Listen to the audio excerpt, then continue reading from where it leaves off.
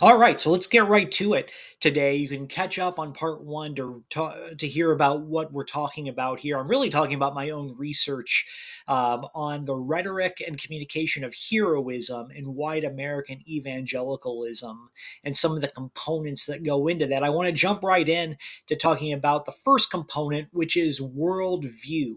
If you've been around American white evangelicalism very much, you know that a very key concept within that framework is this idea of cultivating a biblical or Christian worldview, as it's talked about. You're familiar with that phrase if you've been around evangelicalism at all. I think it kind of all goes back to this evergreen question of Christian discipleship in evangelicalism. This question, that pastors and leaders ask: how do we take people from having quote unquote a Sunday faith to having a 7 day a week faith? How do we communicate the significance and relevance of relationship with Jesus to what people are doing every day? And so often, where that answer is sought is this thing that we call the construction of a Christian or biblical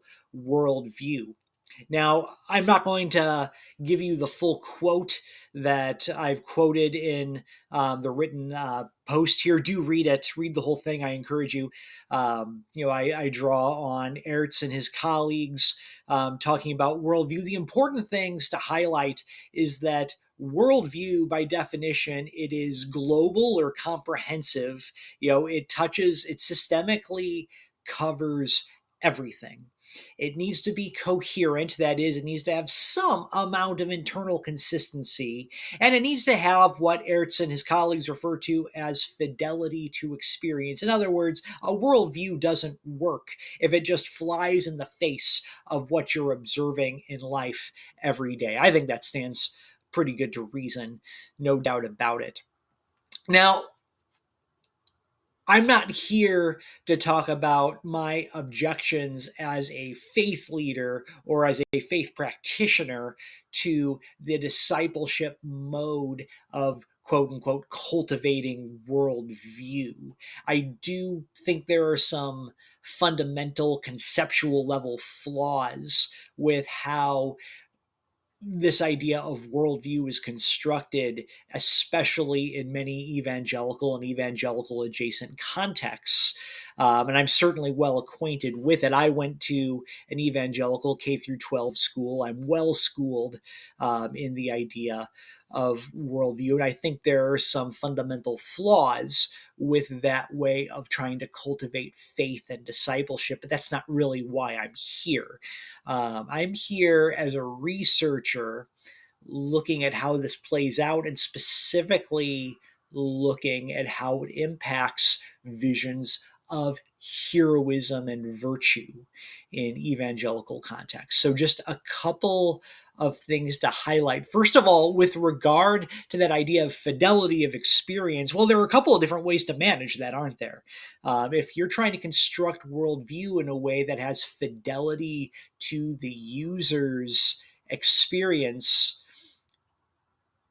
when conflicts between worldview and experience come into play, you have two choices. You can adjust your worldview to some extent in such a way that explains or deals with or simply adjusts to that experience, or you can try to control the user's life and experience to an extent where conflicts never come into being. And I think, to me, that explains so much of the all inclusivity, the comprehensiveness of American evangelicalism's attempt to build a subculture around itself, is that desire to manage and control user experience of their worldview and to what extent it conflicts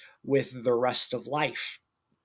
And of course, we just also observe that naturally, if a worldview is comprehensive, if it's all inclusive, if it is global and covers everything, then it's necessarily going to include notions of what constitutes heroism and virtue. So that's why I study, as a part of studying, as my work of studying the rhetoric and communication of heroism within white American evangelicalism, we have to talk about worldview. Now, how specifically that impacts ideas of goodness, significance, and what Ernest Becker calls hero systems, we're going to get to that in the coming posts. So stay tuned.